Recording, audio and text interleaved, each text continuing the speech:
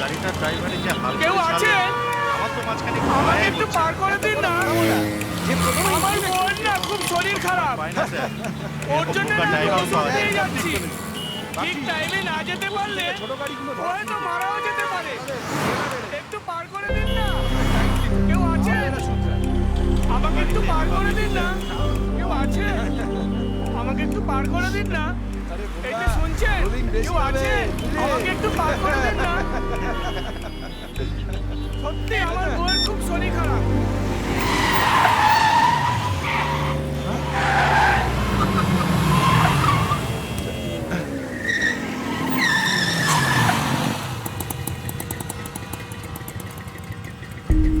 কি হলো এটা? আপনি স্যার স্যার একজন অন্ধ লোক এতক্ষণ ধরে সবাইকে বলছে রাস্তা পার করাতে, কিন্তু কেউ করাচ্ছে না। আপনারাও নয়। আই এম সরি স্যার, আমি মুখ ঘুরে চলে যেতে পারলাম না। কিন্তু গাড়িগুলো থামালেন কেন? স্যার এনারা 2 মিনিট থেমে থাকলে পরে মেকআপ দিতে পারবেন, কিন্তু এই ভদ্রলোক যদি সময় ওষুধ না নিয়ে পৌঁছান তাহলে সারা জীবন মেকআপ দিতে পারবেন না। আর হ্যাঁ স্যার, যতক্ষণ না আমি এনাকে রোড ক্রস করিয়ে দিই ততক্ষণ প্লিজ সিগন্যাল দেবেন না।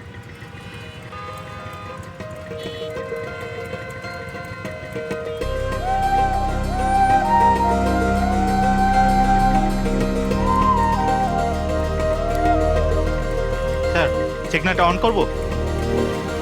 No wait.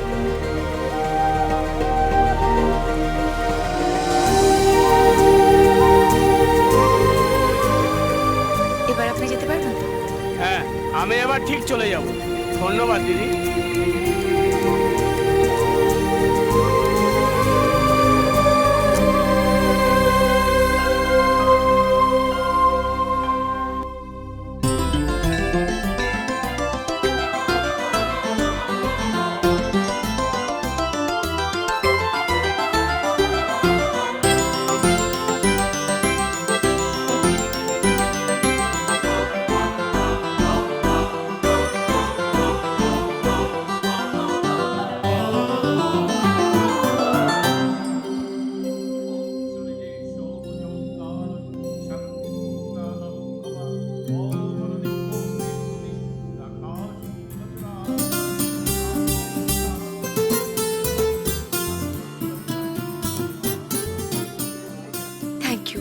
Thank you so much. শেষ পর্যন্ত আমি একটা জব পেলাম। ঠাকুর সব তোমার জন্য। I am so happy. Thank you very much. চাকরি দিলাম আমি, আর থ্যাংক ইউ ভগবানকে? Not fair. Hello sir, hi. আমি আপনাকে ধন্যবাদ জানাতাম, কিন্তু ওনার পরে। That's not done. আদিত্য কখনো কারোর পরে হয় না। সবার আগে আদিত্য রয় চৌধুরী, তারপর বাকি সব। আমি আপনার সাথে একমত হতে পারলাম না স্যার। অ্যাকচুয়ালি যখন কেউ কোনো ভালো কাজ করে তখন তার ভেতরে থাকা ভগবান তার থেকে ওটা করায়। হ্যাঁ, so thank you sir. Bye. কালকে হোটেলে দেখা হবে। এক্সকিউজ মি, কাল অব্দি ওয়েট করা কি আছে? আমরা আজকে রাতেও বেরোতে পারি। We can have dinner together. এতে আপনার সাথে বন্ধুত্ব হয়ে যাবে, আর আপনি আমাকে থ্যাংক ইউ বলার সুযোগও পেয়ে যাবেন। প্ল্যানিং করে বন্ধুত্ব হয় না স্যার, হতে হলে এমনিই হবে। আর সন্ধ্যে 6টার পর আমি কোনো কিছুর জন্যই অ্যাভেলেবল নই। কেন? আমার কিছু পার্সোনাল কমিটমেন্ট আছে স্যার। আপনাকে বলেছি। Sorry sorry sorry sorry, music classes right? আপনি আমি ইন্টারভিউর সময় বলেছিলেন যে মিউজিক আপনার hobby and you don't like missing your music classes. See, মেয়েদের মন বুঝতে আদিত্য রয় চৌধুরী কখনো ভুল করে না। Thank you sir.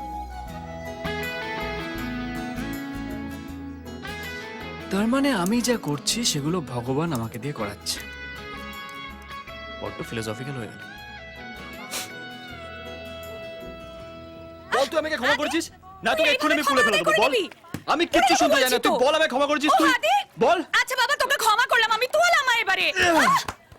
Thank you. Satya, you take me for granted all the time ইয়া।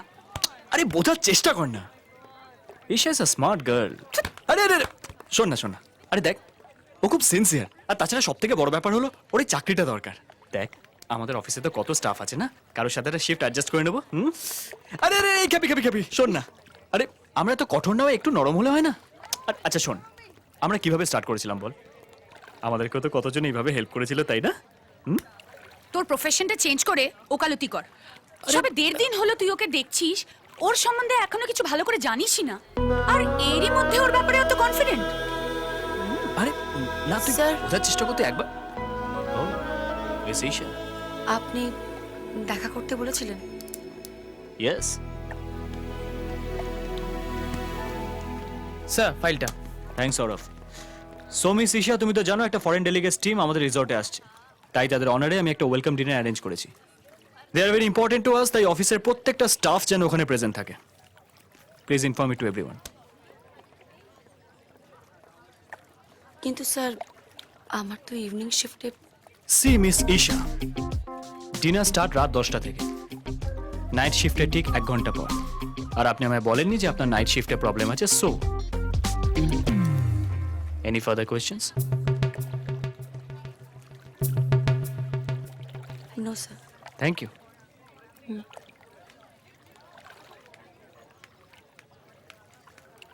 তোর কি মনে হয় ও আসবে?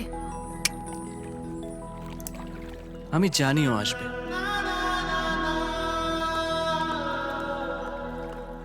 আমি যে কে তোমার তুমি তা বুঝি না।